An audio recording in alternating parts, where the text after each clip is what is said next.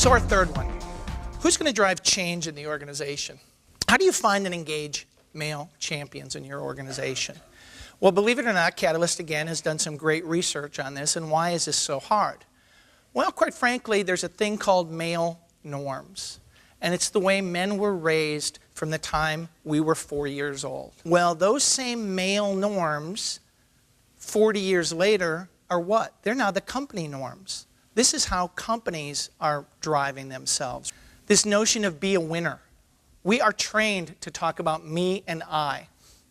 I thought it was great on the lunch panel where now recruiters are saying, yeah, okay, I get that, but I want to hear we, because the workplace is evolving and it's much more collaborative. So it's not just about me, but men have a very me mentality. So to get male champions, you've already got to fight against male norms that they have been born and raised with.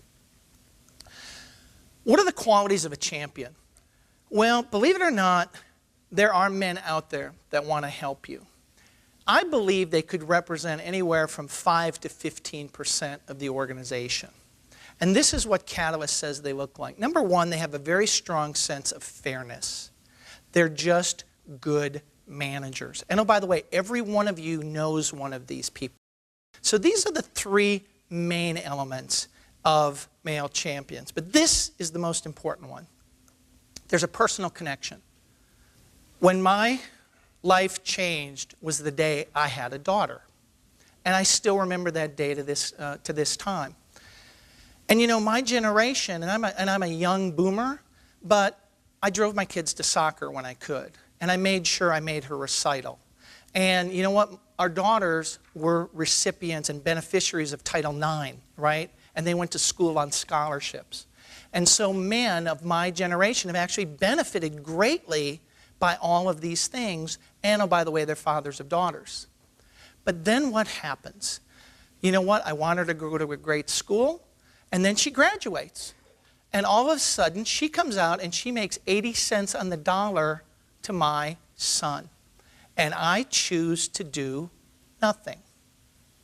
I choose to stop advocating for one of the most important people in my life. Madeleine Albright has a saying. She says there's a special place in hell for women who don't support other women. Well, I'm going to tell you, I think there's an extra special place in hell for fathers of daughters who choose, once they know, not to support women in the workplace. Because it is their responsibility as a father. And you have to take that message back.